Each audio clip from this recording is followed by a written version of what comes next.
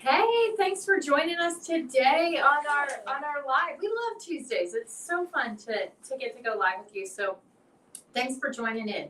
Um, Today our topic is we're building on a discussion we had last week of what is functional medicine. So if you missed that, you might want to go back and look at that. But we're talking today about asking the question of is this whole functional medicine thing legit? Like who's doing this? What kind of healthcare providers are providing this kind of care? Are these real doctors? Are they witch doctors? Are they snake doctors? Voodoo? Whatever. What's going on? We've heard a lot of different things. And then also why we think this kind of healthcare really is the wave of the future in terms of healthcare. Absolutely. So we have some questions, and Tara and I were going to do a little Q&A discussion back and forth. So she has some things that she was going to ask. So So we what have kind of stuff have questions we been asking? that you all have been asking, and we thought it'd be fun to take some time to go and review these as we're just continuing on this conversation about what is functional medicine. So the first one is, Dr. Jenny, what are your credentials and training did you need to become a functional medicine doctor? Yeah, okay, that's a great question. So, like, how do I hang up my shingle and say I'm a functional medicine doctor? So, what you need to know about functional medicine providers is that we come from all different specialties. So, any healthcare provider who has a legal right to diagnose and treat patients can become certified in and practice functional medicine. So, in my case, I was trained as a chiropractor. DC is my credentials. It stands for Doctor of Chiropractic. And so I went through training. I worked as a chiropractor. I've actually always done this functional medicine work even before there was a training program, even before that term was coined. This is going back, almost 20 years when I got out of school and started doing this stuff. So before that was a term. But what it is we have medical doctors, naturopaths, chiropractors, nurse practitioners, pharmacists, anybody legally who has training in diagnosis and treatment and knows how to triage people and figure out, like, hey, is this something that somebody needs an emergency care for? Or a lot of people don't know that chiropractors like myself I believe it's all of the states, but certainly I practice in Missouri, and I've been licensed also in Texas, and I know it's true in both of those states. We're considered primary care physicians. So portal of entry, we can, all of those things. So that's my background. And then I went on to, I attended a program through Functional Medicine University.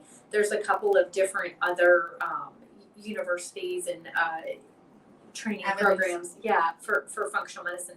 That's the one I chose. I was super happy with it. I think the education I got was great. I spent that took me about a year after chiropractic school to learn the ins and outs of functional medicine, and that's kind of been what I had always been studying. All my continuing ed is in that area and things like that. So anyway, those are my credentials.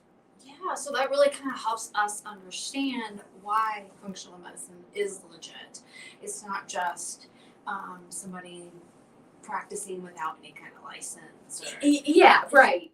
And of course, there's people that call themselves functional medicine doctors or functional practitioners or whatever, and they don't have the training. But that's just like anything. I think there are people that do that in all fields. But I would say my advice to you, if you're looking for a functional medicine doctor, is look for someone who has, if they're certified, they have spent the additional time training and they've invested significant time and training and resources into that field.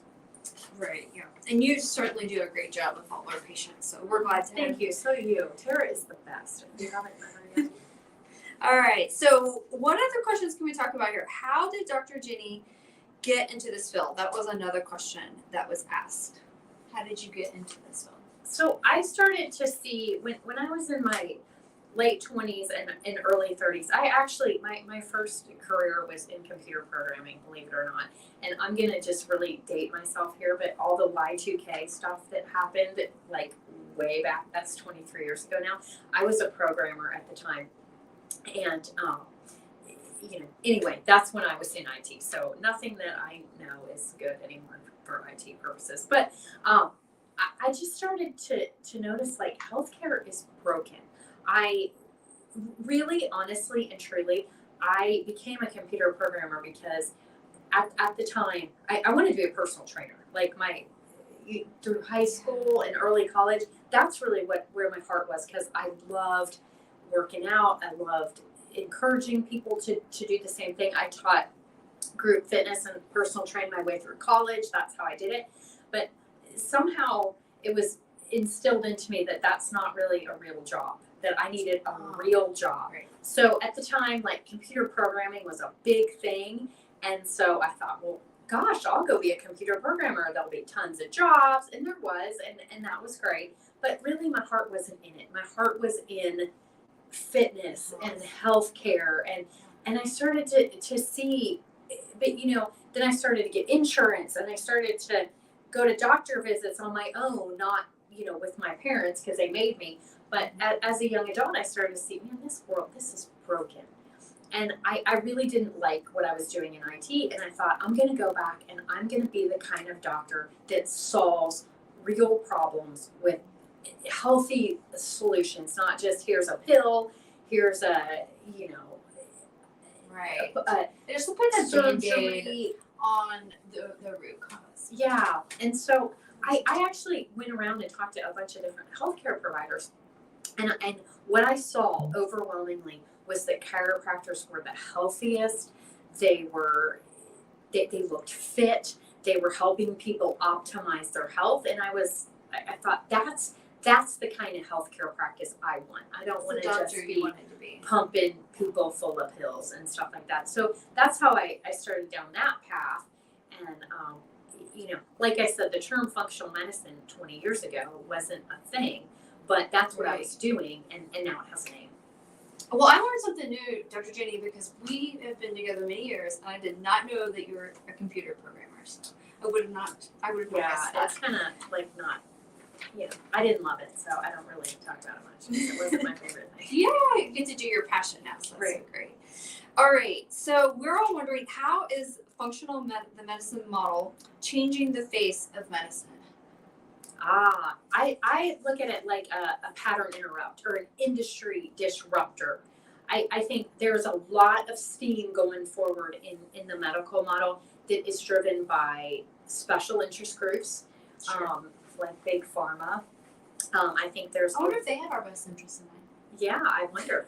And here's something that really a light bulb went on for me as we're stepping through pandemic stuff, years. In the past few years, all of the stuff that people are starting to see now, like, oh my gosh, they're rushing things through to market without a lot of testing, and gosh, it seems like it's all driven by money, and maybe they don't have my best interest in mind. These are things that I've known for years because, I've kind of been on the other side of healthcare, the more root cause. I'm outside of insurance. I'm sort of the outcast of the healthcare, if you will. The dark side? Yeah, you're welcome to the dark side if you're listening. But I feel like those people, we're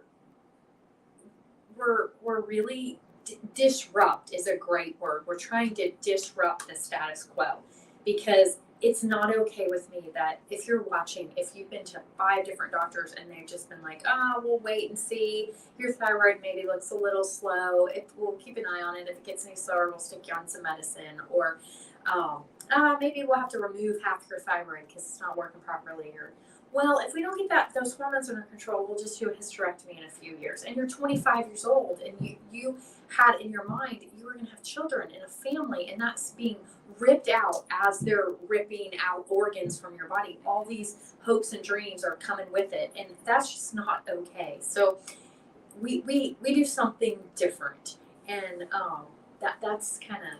You feel like COVID kind of revealed the difference and allowed us to be able to see functional medicine in its light and be able to see how it kind of helps mend some of the brokenness. I feel like people are a little skeptical now, and so that's that's, you know, Open the conversation. yes, they're seeing things that it's like, oh, gosh, I didn't see that. So not to speak ill of anything, any, you know, systems or anything like that. Right, yeah. I don't want to do that, but just, I think some people are looking for something maybe a little different than that, and I'm so blessed that we get to provide that for people. An Absolutely. alternative when they don't have what they're looking for inside of the Inside of the mainstream. box. Yeah.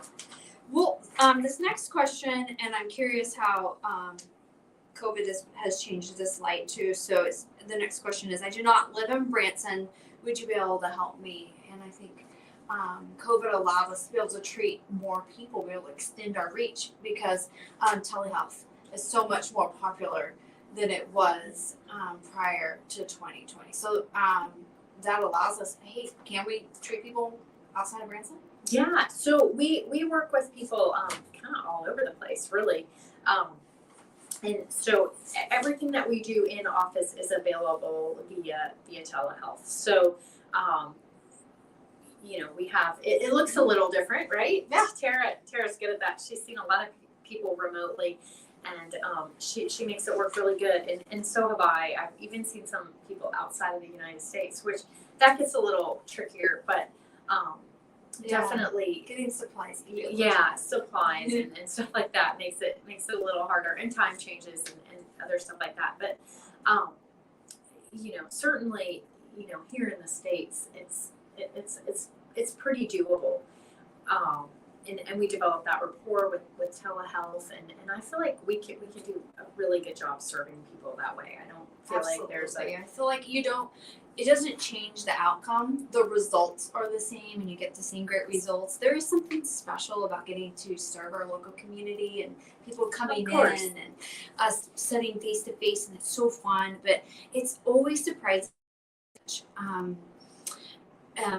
vulnerability people are willing to present themselves through telehealth, and how you can really just express those health needs that you need and be able to move forward in a plan. So yeah, I see really good results. I really feel like Zoom is a good tool. It's better than the phone. Like the phone, you can't see the nonverbal stuff. You just hear somebody, and we make that work too. Some people aren't comfortable on Zoom or don't have Zoom or don't want to learn it or whatever, and that's totally fine. We can make that work too. We also have some people that are maybe from a couple hours away, and they'll come and they'll do the first 2 visits or one of the first 2 visits in here in the office, so they can see like, hey, we are really a real office, and we're not just like sitting in our basement with our slippers on and our jammy pants trying to pretend that we're doctors and, you know, take care of people, because there certainly is that going around. But anyway, that's not what we're doing. This is the real office. We're here. And I wonder if there's any other questions that people have. They could always chime in about, you know, functional health, or, you know, is it a legit, how is it changing the scope of the future of healthcare? Or maybe that's not your question at all. Maybe you just have questions about what we do, or would you be a good fit, or those questions we love hearing, or maybe a topic that you'd like for us to discuss in further conversation. So anything else that you wanted to talk about today, Jen? No, that's really it. I just want to build on what you just said about getting in communication with us and being part of this conversation. We created this Facebook Q&A group, and I know we're streaming live to YouTube and to our Facebook page for the office as well. But if you haven't joined the Q&A group, that's really the vehicle for this dialogue. And if you have a question or you want to hear about something, put it in that thread, and we will get to it. And then a discovery call is that we'll have one conversation. Yeah, we love doing discovery calls with people where we can just really learn, hey, here's what we have, here's our services, and would we be a good fit to work together? And so we do several of those a day. We'd love to on our schedule if that's what your desire is. Yeah, those are really a service that we provide, so that people feel a safe place to, if they really are wondering if they want to work with us one-on-one, have some labs drawn and stuff like that. Sure. It's a really safe place to do that. I've had a number of people tell me that they've gotten more from that free discovery call than they have gotten answers from doctor visits and things like that. So, A lot of value there. yeah, we try to really give some hope and a strategy moving forward. Like, okay, here's where you are, here's where you want to be. How are we going to get you there and feeling good? So, thanks for watching today. Yeah, this was fun. This was fun. Let's do it again. Yeah, Maybe let's next do it. Tuesday? Like next Tuesday. Sounds Okay, we'll see you guys.